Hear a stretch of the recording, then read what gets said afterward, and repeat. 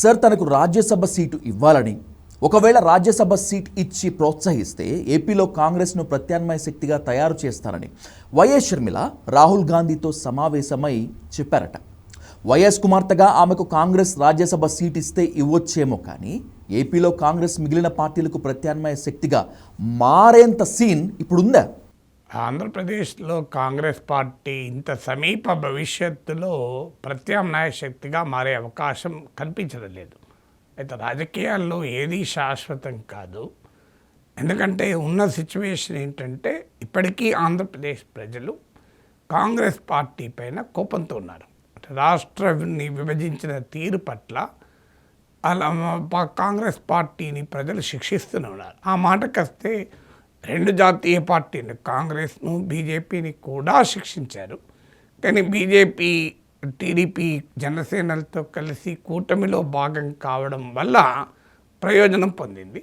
తర్వాత ఆ రోజు రాష్ట్రాన్ని విభజించినప్పుడు బీజేపీ అధికారంలో లేదు, కాంగ్రెస్ అధికారంలో ఉంది. బీజేపీ ఏమో దానికి బిల్లుకు మద్దతు మాత్రమే ఇచ్చింది. అందువల్ల ప్రధాన కల్ప్రిట్గా ప్రజలు ఆంధ్రప్రదేశ్ సీమాంధ్ర ప్రజలు కాంగ్రెస్ను చూశారు. సో దానికి తోడు పార్లమెంట్లో బిల్లును అమలు చేసినప్పుడు అనుసరించిన వైఖరి, దానిపై బిల్లు చేసిన పొలిటికల్ నరేటివ్ తలుపులు మూసేసి లైట్లు ఆఫ్ చేసి లైవ్ టెలికాస్ట్ ఆపి బలవంతాన చేశారు అనే భావన కూడా బలంగా జనంలోకి వెళ్ళింది. ప్రధానమంత్రి నరేంద్ర మోడీ ఇదే విషయాన్ని చెప్పారు. మీకు తల్లిని చంపి బిడ్డను తీశారని.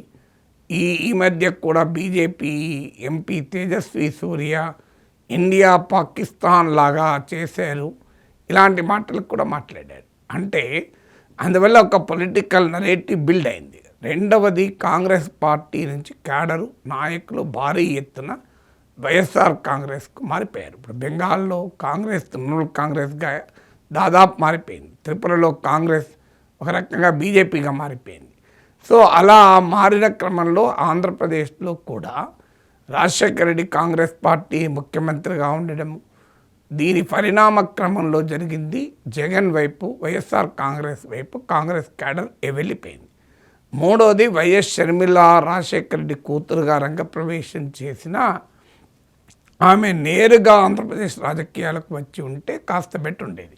కానీ ఆమె తెలంగాణలో ఒక ప్రయత్నం చేసి విఫలమై ఆంధ్రప్రదేశ్కి వెళ్ళడం ఒక ఆస్పెక్ట్ అయితే, ఆమె ప్రత్యేకంగా బలమైన ప్రతిపక్ష పాత్ర పోషించకుండా వైఎస్ జగన్నే టార్గెట్ చేస్తూ ఆమె రాజకీయం చేయడం కూడా ఆమెకు ఎంత ఉపయోగపడుతుందో తెలియదు, కానీ కాంగ్రెస్కు ఉపయోగపడే ప్రసక్తి కనబడలేదు. అందువల్ల నాలుగవది, కాంగ్రెస్ ఈరోజు తమిళనాడులో మనం చూస్తే 59 ఏళ్ళ తర్వాత ఫస్ట్ టైం కాంగ్రెస్ రాష్ట్ర ప్రభుత్వంలో భాగమైంది. బెంగాల్లో 50 ఏళ్ళు దాటిపోయింది కాంగ్రెస్ పార్టీ అడ్రస్ లేక. సో అందువల్ల చాలా రాష్ట్రాల్లో ఇదే పరిస్థితి ఇప్పుడు కాంగ్రెస్కు.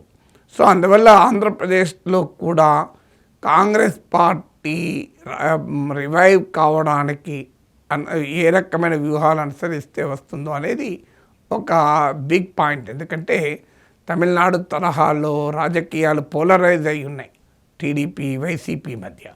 ఈ పోలరైజేషన్లో కాంగ్రెస్ ఎక్కడా కనిపించదు. ఎందుకంటే వైసీపీ కాంగ్రెస్తో కలవదు, టీడీపీ కాంగ్రెస్తో తెలంగాణలో కలిశాక తెలంగాణలో ప్రయోగం కనుక సక్సెస్ అయి ఉంటే టీడీపీ బహుశా ఎన్డీఏలో చేరకుండా కాంగ్రెస్తో ఇండియా కూటమిలో ఉండేదేమో. కానీ 2018లోనే తెలంగాణ ప్రయోగం విఫలం కావడంతో కాంగ్రెస్తో కలవాలన్న ఆలోచనను వదులుకున్నారు.